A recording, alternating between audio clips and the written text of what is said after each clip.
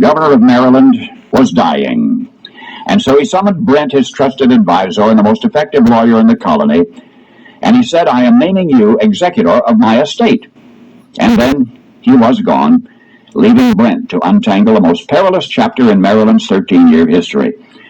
And this is how things stood.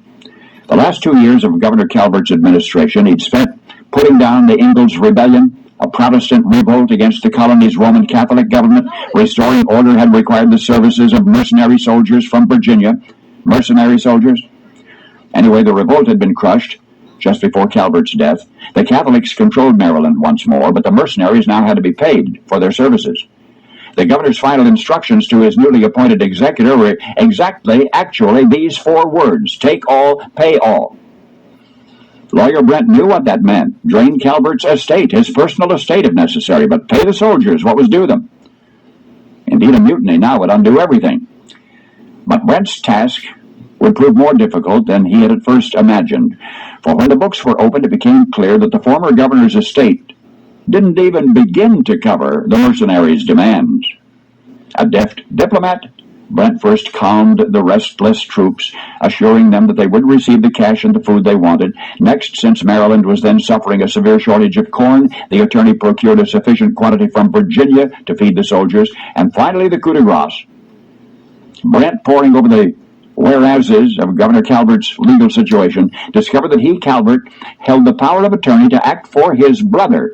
His brother happened to be Lord Baltimore himself, the proprietor of the colony of Maryland. And since Brent, as Calvert's executor, had inherited that power of attorney, and since Lord Baltimore was back in England and not present to protest, lawyer Brent now had the authority to sell as much of Lord Baltimore's colonial property as was needed to pay Governor Calvert's mercenaries. That accomplished, the soldiers dispersed, and peace returned to Maryland. But then January 21 of 1648, Brent stood before the Maryland Assembly and declared, long story short, "I am Lord Baltimore's attorney. I have cleaned up your mess for you. I'm a colonial landowner myself. I want the right to vote in this assembly." And the assembly said no. Said no. So frustrated and disillusioned, the barrister packed up and left Maryland, never to return. For Brent, the governor's executor, the proprietor's lawyer, the brilliant legal mind and public relations expert, Brent, who finessed Maryland out of a sure disaster, was Margaret Brent, a woman. And as a woman, she could not be permitted to vote in Maryland's assembly, nor anywhere else.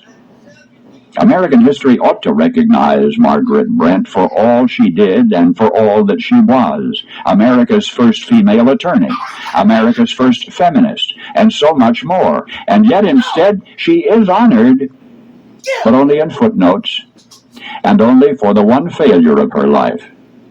And that is, in merely asking for the right to vote, even though she was refused. Margaret Brent is best remembered as America's very first suffragette. But now you know the rest of the story.